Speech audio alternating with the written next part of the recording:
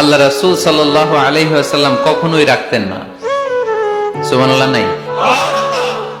আল্লাহ রাসূল সাল্লাল্লাহু আলাইহি ওয়াসাল্লাম কখনোই ওনার সাথে কেউ খারাপ আচরণ করলে উনি রাখতেন না। ওনাকে অত্যাচার করা হয়েছে, তিনি রাখতেন না।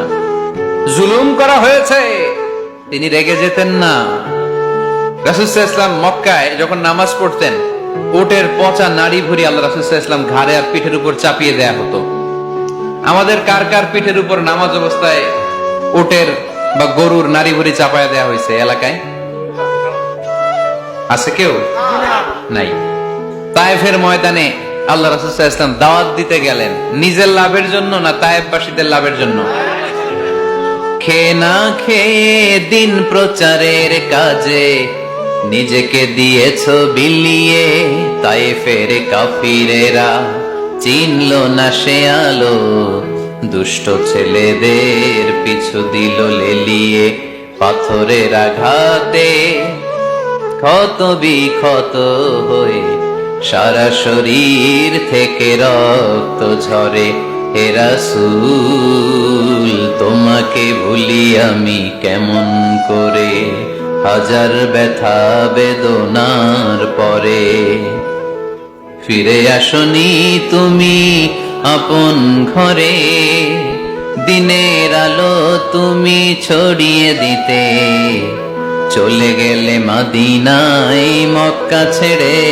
হে রাসূল তোমাকে ভুলি আমি কেমন করে, হে রাসূল তোমাকে ভুলি আমি কেমন করে।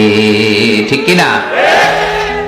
তায়েফের ময়দানে রক্তাক্ত হলেন তিনটা জায়গায়, দেখে এসেছি আমি।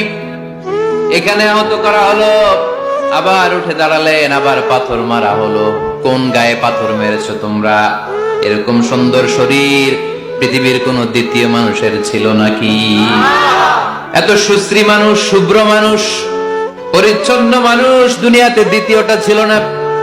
এত নুরানি চেহারার মানুষ পৃথিবীতে দ্বিতীয়টা নাই।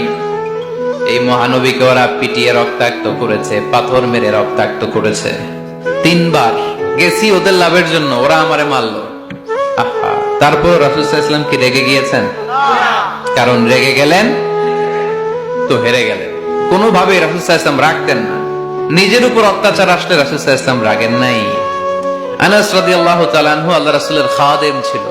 উনি বললেন, কুনতু আমশি মা রাসূলিল্লাহ, আমি একবার রাসূল সাল্লাল্লাহু আলাইহি ওয়াসাল্লামের সাথে কোথাও যাচ্ছিলাম। ওয়া আলাইহি বুরদুন নাজরানি, তখন রাসূল সাল্লাল্লাহু আলাইহি ওয়াসাল্লামের গায়ে ছিল নাজরান থেকে আনা একটা চাদর। আপনারা চাদর পরেন না? শীতকালে রাসূল সাল্লাল্লাহু আলাইহি ওয়াসাল্লাম চাদর পরতেন। রাসূল সাল্লাল্লাহু আলাইহি ওয়াসাল্লাম নাজরান দেশ থেকে আনা একটা চাদর পরেছেন, গলিজুল হাশিয়া, যেই চাদরের এই কর্নারের ডিজাইনটা ছিল খসখসে। কি ছিল? হঠাৎ এক বেদুইন এসে রাসূল সাল্লাল্লাহু আলাইহি ওয়াসাল্লামের চাদর ধরে টান দিল। টান দেওয়ার সাথে সাথে রাসূল সাল্লাল্লাহু আলাইহি ওয়াসাল্লামের ঘাড়ের এই চামড়া ছিঁড়ে গেল। এই খসখসে যেহেতু ডিজাইন চাদরের, এই খসখসে ডিজাইন ঘাড় আর কাঁধের এখানে যখন টান খেলো, এই খসখসে ডিজাইনের দাগ বসে গেল, রাসূলের চামড়া ছিঁড়ে গেল ঘাড়ের। সে টান দিয়ে বলে, ইয়া মুহাম্মদ মুরলি মিন মালিল্লাহ, আসছে ভিক্ষা করতে। মূলত ভিক্ষা চাওয়ার ডিজাইন দেখছেন? যার কাছে ভিক্ষা চাবে চাদর ধরে টান। এসে বলে, বেদুইন তো, এদের মধ্যে সভ্যতা ছিল না। ইয়া মুহাম্মদ, ও মুহাম্মদ মুরলি মিন মালিল্লাহ, ও মুহাম্মদ আমার খাওয়ার মতো টাকা নাই, তুমি আদেশ করো বাইতুল মাল থেকে যেন আমারে কিছু টাকা দেয়। আসছে ভিক্ষা করতে। ভিক্ষা করতে আয়েশা চাদর ধরে দিছে টান, ঘাড়ের রক্ত চামড়া ছিঁড়ে গেছে।